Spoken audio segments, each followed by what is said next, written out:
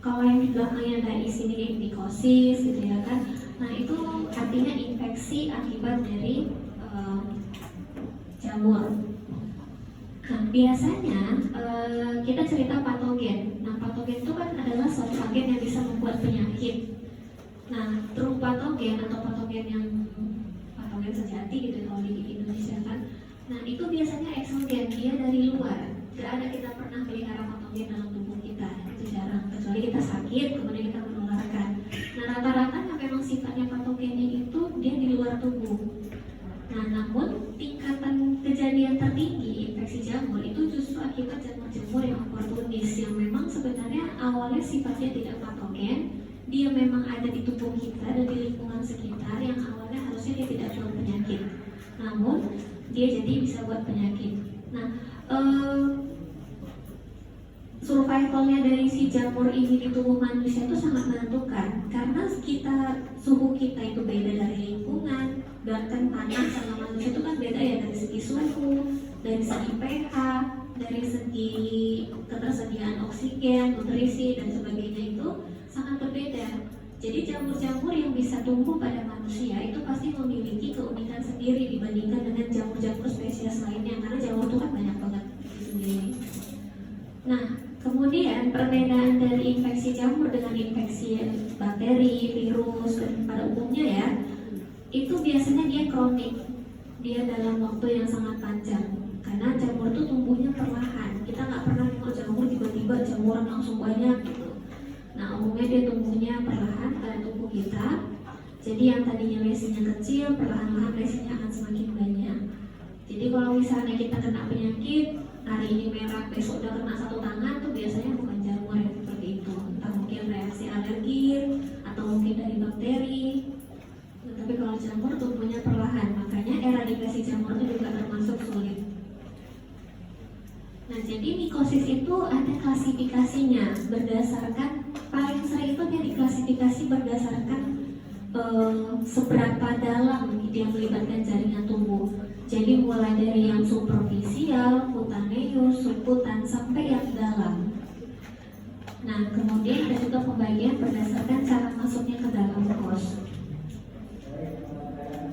Ini pembagiannya yang paling sering: superficial, cutaneous, subkutan, sistemik, dan oportunistik. Nah, ada lagi yang membagi hanya berdasarkan superficial dan dalam, tapi intinya seperti itu. Jadi kalau misalnya ada beberapa textbook menyandur klasifikasi yang berbeda, jadi nanti kalau misalnya kalian belajar di blog kuliah dengan textbook kuliah itu beda lagi. Nah, tapi intinya bergantung kepada kedalaman, karena ada yang menggabungkan kedua ini. Jadi ada yang superficial, cutaneous. Jadi kalau kita lihat penampang kulit kan ada epidermis, kemudian daerah dermis sama subkutan. Epidermis itu kan juga ada perbagiannya, ada stratum-stratumnya. Nah biasanya yang superficial ini terbatas pada stratum corneum yang paling luar. Nah kalaupun rambut dia yang di area sini, nggak ke dalam sini. Nah jadi yang superficial ini tadi biasanya tidak menimbulkan reaksi inflamasi, karena memang dia letaknya di luar, sel-sel imun kita tuh nggak sampai ke situ. Nah, ataupun kalau dia menimbulkan reaksinya lebih pelan, lebih ringan, dan dia nggak separah kalau misalnya dia menimbulkan infeksi di area-area di bawah sini.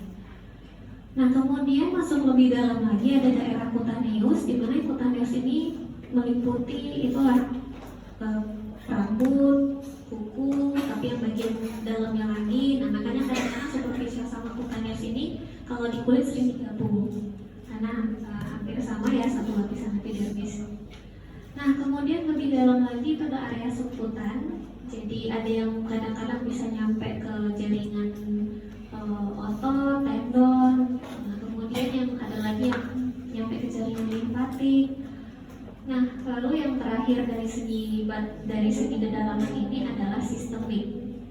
Jadi beda entry-nya, dia bukan berdasarkan dari kedalaman kulit, tapi sistemik ini yang sudah masuk ke otak, ke paru, ke saluran cerna, itu dikatakan mikosis yang sistemik atau mikosis yang dalam. Kemudian ada lagi istilahnya opportunistic mikosis. Opportunity itu kan artinya kesempatan ya. Jadi sebenarnya infeksi jamur ini terjadi karena ada kesempatan. Jadi karena ada sesuatu faktor pada hostnya, jamur yang seharusnya tidak membuat infeksi malah membuat infeksi pada si host. Nah ini jamur-jamur yang paling sering yang penyebab mikosis yang mayor yang paling sering terjadi. Di superficial itu ada yang Pityriasis versicolor, ini yang dari Malassezia, ini panu. Nah ini yang sering kita kenal sebagai panu. Kemudian yang si Tinea nigra yang sering pada tangan, telapak tangan, Tinea nigra palmar. Jadi dia yang warna tangannya agak gelap-gelap bercetak-cetak gitu kan nanti. Kemudian ada lagi yang white piedra sama black piedra ini yang pada rambut. Nanti muncul dia kayak titik-titik di rambutnya, tapi bukan kutu. Nah, kemudian ada lagi yang lebih dalam lagi cutaneous, nanti kita akan membahas tentang dermatofitosis. Jadi ada jamur-jamur golongan dermatofita, yaitu Simicrosporum, Trichopiton, sama Epidermophyton. Kemudian lebih dalam lagi kita bahas subkutan, nanti kita akan membahas sporotrichosis, promoblastosis, sama bisetoma. Nah kalau ini yang jamur-jamur yang memang sistemik, yang primary patogennya, kemudian nanti ada yang oportunistik. Nah, untuk faktor-faktor virulensi, sekarang kita masuk dulu ke faktor virulensi. Jadi, kalau kita cerita bakteri A, virus A, atau jamur B, C, D ini, kita pengen tahu faktor virulensi dia apa. Kenapa dia bisa lebih gampang dibandingkan dengan spesies lainnya. Masing-masing agen infeksi itu punya faktor virulensi yang mungkin berbeda-beda. Jadi ini secara umum saja, sebagai contoh kemampuan dia untuk berproliferasi pada hospes yang mamalia gitu. Jadi kalau jamur yang bisa berproliferasi di tanaman, belum tentu dia punya kemampuan yang sama untuk berproliferasi di manusia gitu. Begitu juga dengan bakteri dan yang lain-lain, terutama jamur, karena jamur itu membutuhkan kondisi tubuh yang lebih spesifik dibandingkan dengan agen-agen yang lain. Nah, kemudian faktor virulensi yang dikatakan lebih utama ini adalah kemampuan si fungi ini untuk mempertahankan dirinya dari si host, gitu kan? Jadi tubuh kita ini nggak segampang itu juga bisa ditempelin dan diinfeksi jamur, karena kita punya pertahanan tubuh. Nah, sebagai contoh dari faktor virulensi ini, pertama morfologi transformasi. Jadi beberapa fungi ini ya tadi ada yang dimorfik ya kan, yang di lingkungan dia dalam bentuk ball, kalau dalam tubuh dia dalam bentuk yeast gitu. Nah itu salah satu faktor virulensi. Kemudian ada fungi yang memang dia tadinya yeast, pada beberapa keadaan dia bisa membentuk IVA di dalam tubuh. Nah kemudian ada lagi istilahnya genetic switching dari proses metabolik. Jadi bisa kita bayangkan fungi itu misalnya kebanyakan si fungi A ini metabolismenya itu aerob di luar gitu kan, tapi ketika dia masuk ke dalam saluran cerna dia juga bisa melakukan metabolisme yang sama gitu meskipun dengan kondisi anaerob. Jadi dia bisa beradaptasi. Karena misalnya kayak fungi-fungi tertentu yang infeksinya cutaneous, dia nggak bisa menginfeksi lebih dalam dari itu, dia nggak bisa ke subkutan, dia nggak bisa sistemik. Nah, tapi fungi-fungi yang lain ada yang memiliki sifat mampu melakukan infeksi seperti itu. Kemudian produksi dari surface adesin, jadi adesin pada permukaan sehingga dia bisa lebih gampang nempel ke sel host. Kalau enggak kan dia copot-copot aja gitu istilahnya yang akhirnya. Jadi dia harus bisa nempel dulu, baru dia bisa berproliferasi di situ. Berreproduksi sih lebih tepatnya. Nah kemudian beberapa fungi ini faktor virulensinya adalah enzim. Jadi misalnya kayak Dermatofita dia punya enzim keratinase, kayak Candida dia punya hidrolase. Jadi beda-beda enzim yang mereka punya. Kayak fungi yang ada di lingkungan dia punya enzim untuk mendegradasi karet misalnya, mendegradasi tanaman-tanaman yang sudah mati, bahkan bangkai gitu. Tapi kalau di tubuh manusia, maka fungi-fungi itu memiliki enzim-enzim yang memang bisa merusak struktur tubuh kita. Nah kemudian fungi itu harus bisa melawan fagositosis. Jadi fungi-fungi yang ke dalam tubuh, terutama itu kan sel-sel tubuh kita ada sel-sel fagosit ya. Nah jadi Mungkin kalian udah dengar juga kuliahnya, jadi ada sel-sel neutrofil, makrofag. Nah itu kan punya sifat fagosit, dia fago itu artinya makan ya, sel, jadi selnya itu bisa memakan. Nah pertama kali yang dia lakukan adalah mengenali suatu komponen yang bukan punya dia. Oh ini ada yang benda asing nih, ada patogena asing. Nah itu akan dimakannya dan dihancurkannya. Nah, beberapa fungi itu dindingnya itu, atau kita ambil contoh Streptococcus. Streptococcus itu punya kapsul. Di luar dari dinding dia punya kapsul sehingga dia bisa tidak terdeteksi, gitu ya kan, dia bisa menghindari proses fagositosis. Nah itu merupakan faktor virulensi, jadi dia parah, atau jadi dia lebih gampang menginfeksi seseorang karena dia memiliki sifat-sifat seperti ini gitu. Kemudian formasi dari biofilm. Biofilm ini kayak pelindung ya, kayak lendir, kayak bakteri Staphylococcus aureus pun bisa membuat biofilm, Streptococcus pun bisa. Jadi baik di dalam tubuh maupun di lingkungan dia itu gampang menempel. Jadi mungkin kalau bakteri-bakteri seperti ini hanya asal kita bersihkan biasa, siram, mungkin itu nggak akan lepas dari kayak misalnya kayak beberapa bakteri atau jamur ini di kamar mandi misalnya kan, lendir tuh nggak akan hilang kalau hanya dengan kita bersihkan biasa, disiram gitu. Jadi ada beberapa yang memang nempel pada permukaan itu lebih kuat dibandingkan dengan yang lain-lainnya. Nah itu faktor virulensi. Sekarang kita masuk tentang penyakitnya. Jadi kalau kita cerita yang superficial, nah ini sebagai contoh penyakit panu tadi yang diakibatkan oleh malassezia. Nah yang ini penyakit panu di mana terjadi perubahan warna kulit. Tapi biasa orang yang panu ini selain dari perubahan warna kulit atau gatal-gatal, dia tidak ada keluhan-keluhan inflamasi yang lain, muka, karena dia memang benar-benar hanya superficial saja, gambarnya nggak membuat masalah sampai ke dalam. Nah kemudian kayak misalnya piedra black, white piedra yang di ini kan batang rambut ya, kemudian ada infeksi jamur di sini. Nah jadi entah misalnya mungkin dia datang karena ngerasa ada bintik-bintik gitu ya kan, kayak ketemu itu kan ada yang bakteri dan jamur. Nah kemudian ada yang gampang rontok. Nah gampang rontok baik itu di rambut maupun kadang di bulu mata, di alis, ternyata setelah dilihat itu adalah jamur. Pinia nigra ini namanya lama. Jadi kalau bakteri jamur beberapa spesies ini kadang-kadang dia setelah berapa tahun nih namanya udah yang baru lagi. Nah ini yang namanya orten. Nah sekarang kita masuk ke cutaneous, tadi yang superficial, jadi yang benar-benar paling luar. Kemudian kita masuk ke cutaneous. Salah satu jamur yang terkenal itu adalah golongan Dermatophyta.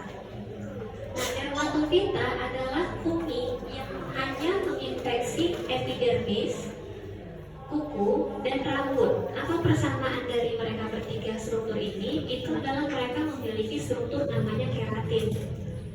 Nah, jamur-jamur Dermatophyta itu bisa mengeluarkan enzim keratinase.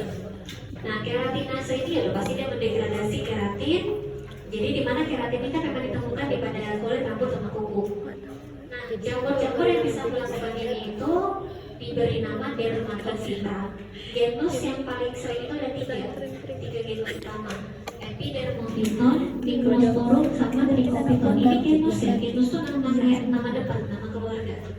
Jadi Epidermophyton ini ada banyak, Epidermophyton mucosum, kayak Trichophyton ini ada Trichophyton rubrum, Pentagrophyt gitu.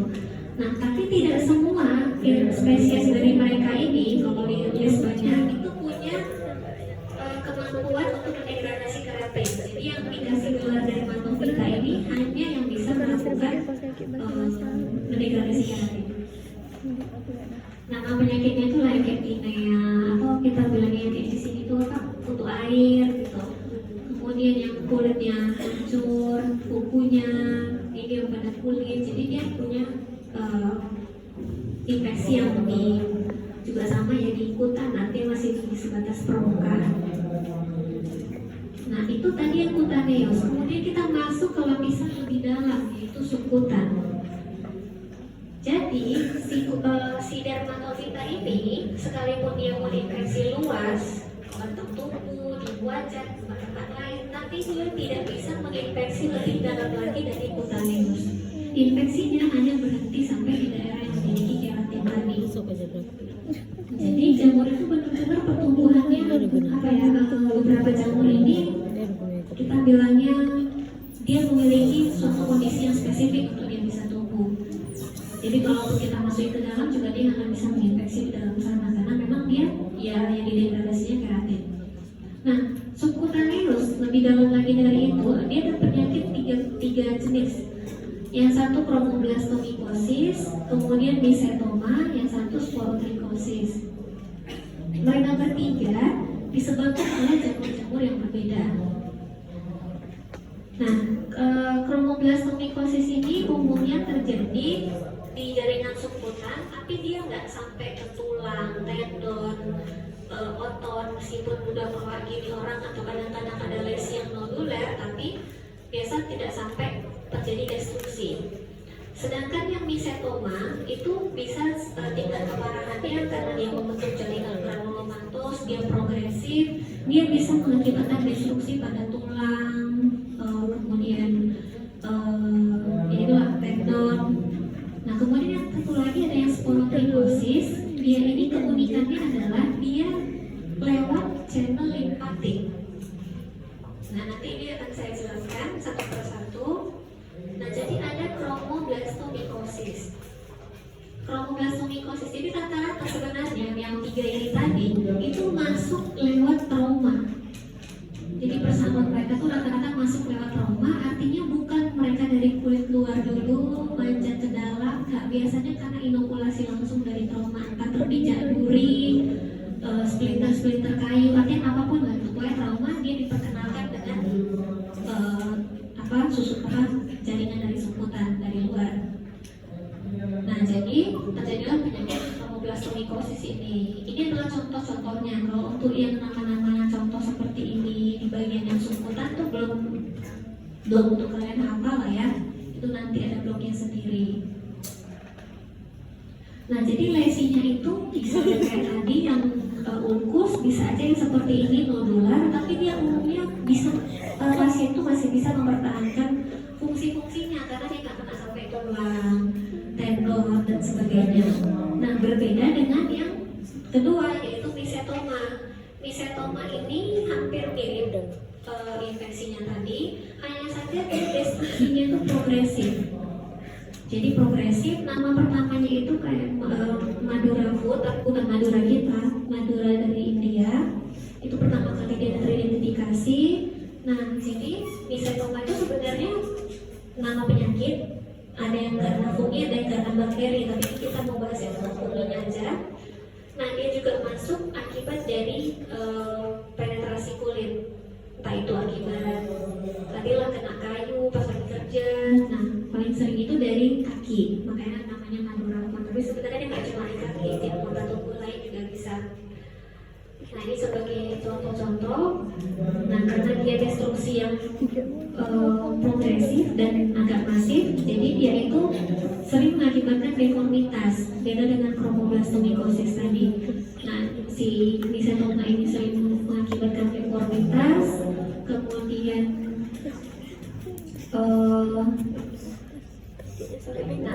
jadi cara dia masuk itu, kalau kita cerita mikroorganisme pasti kita harus cerita port di entry atau cara masuknya organisme itu. Semua proses infeksi pasti dimulai dari cara masuk di tubuh. Nah, jadi cara masuk kita dia melewati trauma, kemudian setelah dia masuk ke daerah traumanya, si fungi ini punya sifat inflamasinya itu lebih besar dibandingkan dengan fungi-fungi yang lain. Untuk trigger inflamasi itu lebih besar sehingga terjadi lesi granulomatous di situ. Terbentuk granuloma, kalau yang ada campurannya itu jamurnya, kemudian sel darah putih, sel inflamasi, yaitu lepus gitu kan kayak dia bernanah, dan terbentuk granula-granula warnanya itu yang kayak itu kuning lah. Nah, itu nanti terbentuk draining sinus istilahnya. Jadi setelah dia masuk, dia akan keluar lagi membentuk sinus, membentuk paret gitu, sehingga nanti akan keluar nanah-nanah dari sana. Nah, hampir mirip dengan osteomielitis. Tapi bisa dibedakan ya, yang bakteri sama yang jamur, karena kita kadang-kadang kalau melihat orang infeksi pikirannya langsung bakteri aja, sehingga kita lupa bahwa jamur itu juga bisa membuat penyakit-penyakit yang parah seperti ini. Karena apalagi kalau nengok kaki hancur, pikirannya ini diabetes, gangren, Pseudomonas gitu ya kan. Tapi kita lupa kalau kayak Clostridium perfringens juga, tapi kita lupa kalau misalnya jamur juga bisa membuat kondisi-kondisi seperti itu. Mengabaikan pemeriksaan sehingga kita nggak terpikir untuk memberikan anti jamur. Padahal jamur mengeradikasinya termasuk cukup sulit, karena dia nggak mungkin tiba-tiba jadi masif seperti itu. Satu penyakitnya pelan-pelan sampai akhirnya dia merapat kemana-mana. Kemudian tadi ada yang chromoblastomycosis, ada misotoma, ini sporotrichosis. Berbeda dari yang tadi yang dua. Sporotrichosis ini nama lainnya Rose Gardner disease. Padahal sebenarnya mereka sama-sama bisa ditransmisikan oleh kena duri, kena yang lain-lain. Tapi khususnya sporotrichosis, karena fungi si sporotris ini memang seringnya di tanaman, di kebun-kebun, di tanaman, dia sifatnya saprotit di tanaman tersebut. Nah, jadi kalau misalnya ada tanaman-tanaman yang mati, nanti dia mau di situ. Jadi kayak dia menguraikan. Tapi kalau terpijak misalnya sama kita masuk ke area subkutan, maka terjadilah sporotrichosis. Makanya sering disebut Rose Gardner karena untuk pada tukang-tukang kebun. Tapi nggak mau kita di situ juga kita bisa kena penyakitnya. Nah, keunikan dari sporotrichosis ini adalah kalau kita lihat lesinya itu kayak apa ya? Ada ininya, ada alurnya. Ada alur, ada jalannya. Kenapa? Karena ternyata dia mengikuti saluran limfatik. Jadi begitu dia inokulasi ke dalam tubuh, begitu dia kena dari tangan, maka dia akan masuk melalui jalur limfatik. Nah, tergantung dia lewat ke tempat yang mana. Jadi nama lainnya juga limfocutaneous sporotrichosis. Awal mulai infeksinya itu kan dia subkutan di limfatik, tapi dia punya manifestasi kutaneous juga. Nah, jadi bentuknya kadang bisa seperti ini. Kalau dilihat gambar jamur secara mikroskopik, ya gambar jamur seperti ini. Ya relatif cantik sih sebenarnya jamur ini. Cuma penyakitnya aja nggak enak. Nanti waktu kita lab, yang kalian cari itu ya gambar-gambar seperti ini untuk melihat gambar jamur.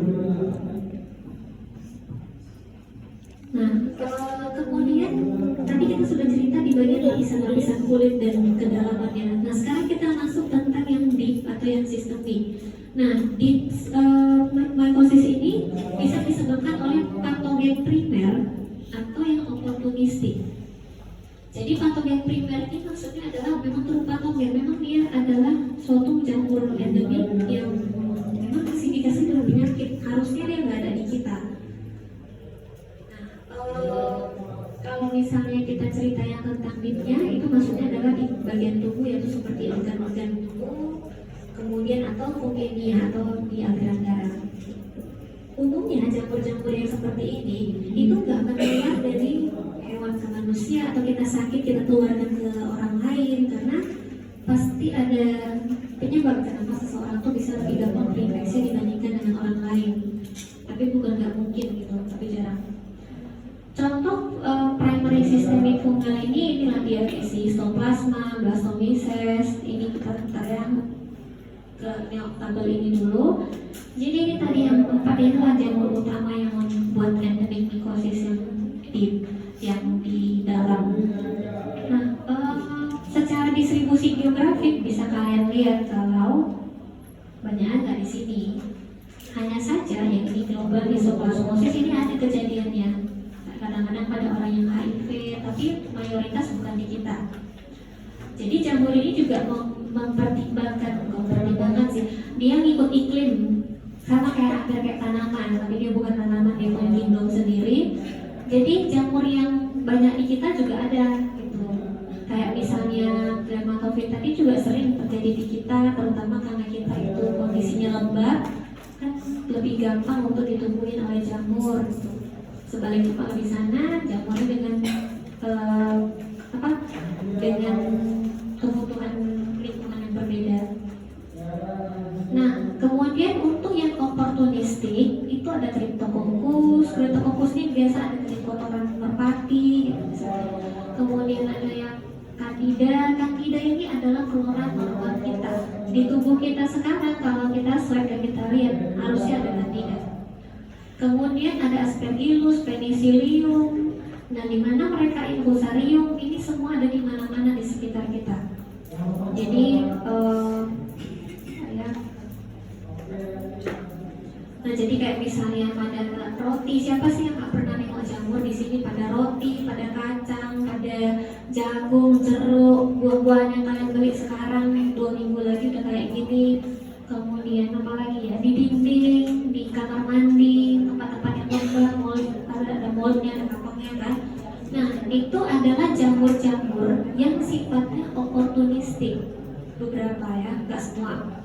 Nah, oportunistik kenapa? Karena harusnya nggak apa-apa. Ada orang yang mungkin jamuran monatapnya tinggal di situ sekian lama nggak ada masalah, tapi biasanya ada masalah kesehatan sih. Ada yang bisa menyebabkan proses, ada yang bisa menyebabkan infeksi. Nah, jadi jamur-jamur yang seperti ini pada orang-orang tertentu bisa mengakibatkan infeksi. Makanya kan sering dibilang kalau jamuran jangan dimakan lagi gitu. Atau kalau dinding jamuran jangan dibersihkan karena yang faktor virulensi itu bekerja. Yang kedua itu kan paparan berulang-ulang terus-menerus. Nah, patogen yang oportunistik itu sekali lagi oportunistik adalah kesempatan. Ada kesempatan dia membuat penyakit. Bisa karena habitatnya gitu ya kan, makin lama makin banyak. Ya kalau misalnya cuma sedikit tidak ada masalah, tapi kalau satu kamar flat itu mold semua, apakah mungkin dia akan jadi penyakit. Nah, kemudian ada orang-orang yang memang imunosupresi, sistem imunnya ditekan. Jadi misalnya dia mengkonsumsi obat-obatan imunosupresan, dia penderita kanker, dia diabetes. Diabetes kan penyakit gula ya. Makanan jamur tuh nomor 1 adalah gula, jadi dia senang banget kalau sama orang yang diabetes. Nah, kemudian orang-orang yang mengkonsumsi antibiotik, beberapa orang normal yang kayak Candida itu memang ada di tubuh kita, di saluran cerna kita ada, di genitalia perempuan itu ada.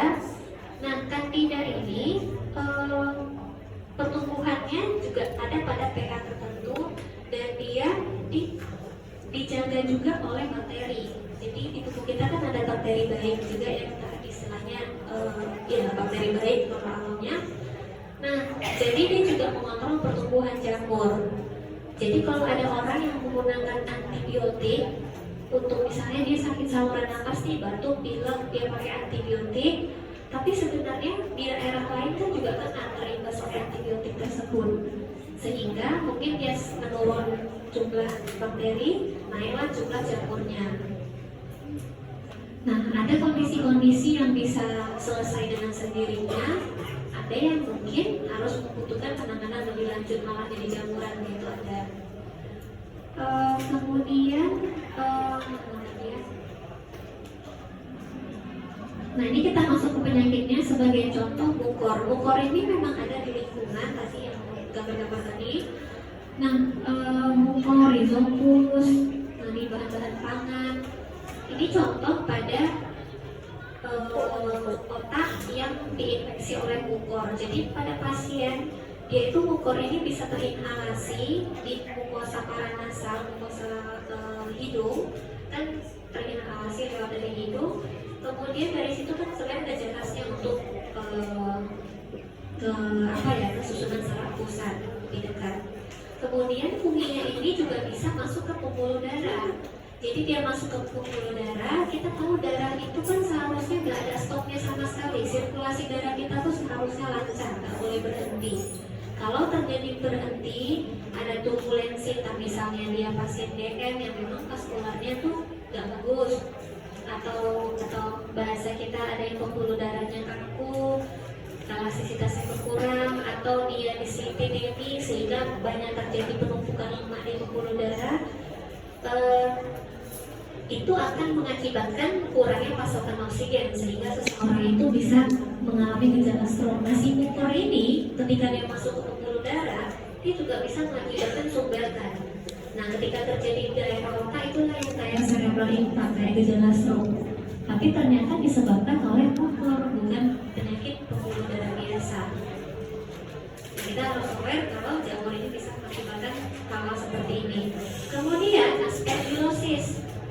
Aspergillus ini itu juga ada di mana-mana, di roti, kacang tadi ini aspergillus. Nah, aspergillus ini itu terinhalasi. Jadi port di entry dari jamur-jamur oportunistik yang deep ini itu banyakkan inhalasi. Kenapa? Ya karena manusia nomor satu bernapas dan makan.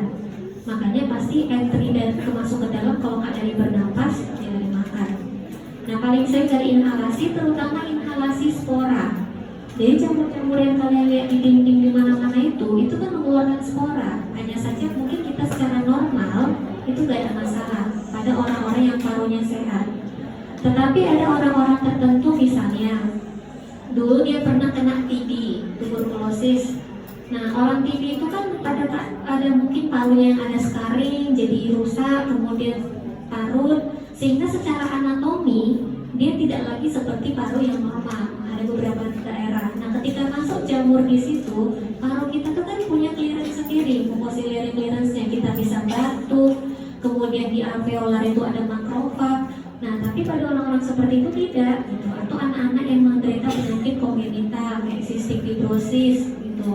Jadi parunya itu udah terjadi jaringan ikat di paru, sehingga ketika jamur masuk ke situ, ya nggak ada yang gangguin dia, gitu, sehingga dia bisa berkembang. Nah, aspergilloma ini nama lainnya itu kayak fungus ball. Jadi ada bola di dalam paru, ternyata isinya adalah jamur.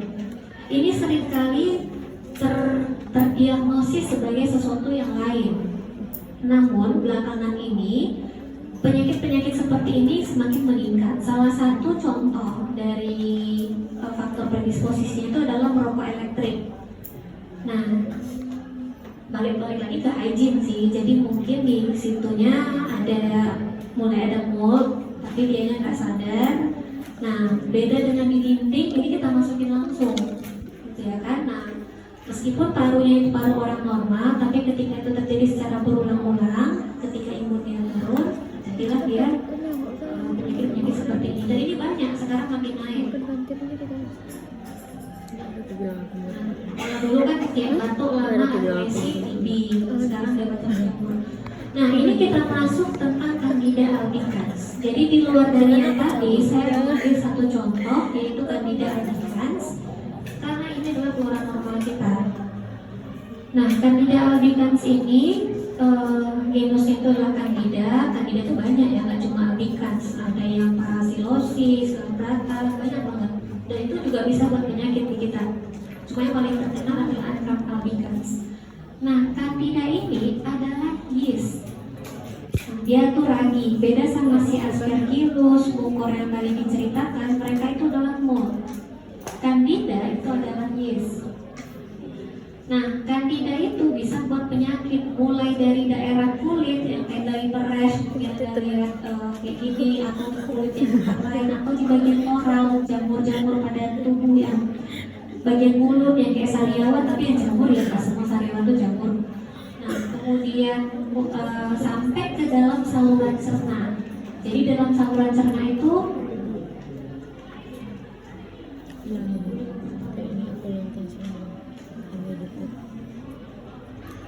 kayak gini, ini Candida di dalam saluran cerna. Kalau endoskopi bisa.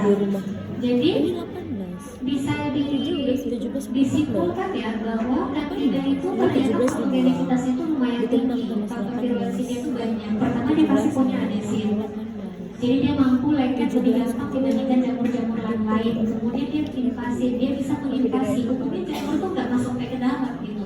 Kalau udah di kulit ya di kulit aja, kayak si dermatofita tadi yang di cutaneous, itu dia nggak ngorek-ngorek sampai ke dalam. Keratin tuh dia makin ke samping, makin ke pinggir, tengahnya dia sembuh. Nanti dia balik lagi, suka di jamurnya gitu, tapi dia masuk ke dalam. Nah, kemudian dia bisa membentuk biofilm juga, artinya di tempat-tempat tertentu, misalnya kayak pada peralatan medis, di kateter, kalau yang bolak-balik pakai itu bisa ada dia. Nah, kemudian dia memiliki hidrolase yang bisa merusak struktur tubuh kita dan adaptasi metaboliknya tinggi. Jadi kalau jamur yang tadi di cutaneous itu kalau dia masuk ke dalam dia nggak bisa, karena tadinya dia punya metabolisme itu kan dari aerob, masuk ke dalam lagi kan relatif anaerob gitu. Nah, Candida Itu di kulit bisa, di saluran cerna pun bisa, di aliran darah juga bisa. Padahal kondisinya beda-beda kan. Jadi mulai dari kondisi aliran darah, kondisi di susunan saraf beda, di dalam saluran cerna itu belum lagi ada enzim-enzim pencernaan, dan dia bisa melewati itu. Makanya patogenesitas dia itu tinggi sebenarnya, dan dia flora normal. Di kita itu dia ada. Nah, Candida albicans ini secara morfologi dia adalah yeast yang bisa membentuk pseudohifa, ya kan? Tadi karena nggak copot jadilah pseudohifa. Namun Candida ini juga ada yang bisa membentuk hifa, nggak semuanya sih. Dia bisa membentuk hifa, true hifa atau hifa sejati. Ya, artinya dia harusnya kan jamur uniseluler, tapi dia bisa berubah menjadi jamur yang multiseluler. Dimana kalau kita mold itu kan penetrasinya lebih dalam. Nah, jadi dia lebih lekat gitu. Jadi umumnya jamur-jamur seperti ini ketika dia sudah aktif menjadi patogen lebih merusak gitu dan lebih lama sebenarnya. Gak ada orang yang minum obat jamur itu sebentar, kecuali paling yang keputihan minum obat jamur yang siklus itu ada. Tapi mungkin kalau udah masuk ke sistemik atau yang dalam waktu lama ini biasa berhenti atau berulang. Jadi siklus sekarang minum lagi obat yang berikutnya, tiba-tiba ada kuliah juga. Nah itu, jadi yang diharapkan itu ketika MOI ini kan pengantar kalian, karena MOI itu hanya mekanisme, belum disebutkan menurut sangat banyak spesiesnya. Tadi spesies itu hanya contoh. Nanti kalian di blog berikutnya mungkin kardio, bakteri, virus jamur, itulah yang harus kalian pelajari. Port entry-nya masuknya dari mana, faktor resiko kenapa seseorang bisa mengalami, kemudian faktor virulensi. Karena disitulah, karena disitulah seseorang kita tahu gimana cara mengobati dan memutus penularannya. Kita harus tahu apakah ini menular atau tidak. Nah, ini kita masuk yang terakhir tentang mekanisme infeksi jamur. Masalahnya adalah kalian belum kuliah imuno, jadi saya hanya akan menjelaskan luarnya aja. Jadi bayangkan ini adalah sel, ada sel epitel. Nah, tubuh kita itu ada imunitas bawaan ya, imunitas bawaan atau alami, dan ada imunitas yang adaptif. Nah, imunitas bawaan kita itu bisa mengenali pattern, istilahnya pola. Jadi ada istilahnya PAMP atau patogen associated molecular pattern, ada yang DAMP, damage associated molecular pattern. Artinya apa, tubuh kita tuh bisa melihat pola, ini bukan saya, ini kayaknya bakteri, ini kayaknya jamur, meskipun dia nggak tahu jamur yang mana. Begitu juga dengan damage. Kalau kita luka nih, ada sel yang luka nih, entah dia mengenali dari struktur yang harusnya ada di dalam sel, tiba-tiba kan keluar gitu, itu yang dikenalin. Nah, di jamur yang bisa dikenalin itu adalah seperti komponen inti tadi yang sterol, glukan.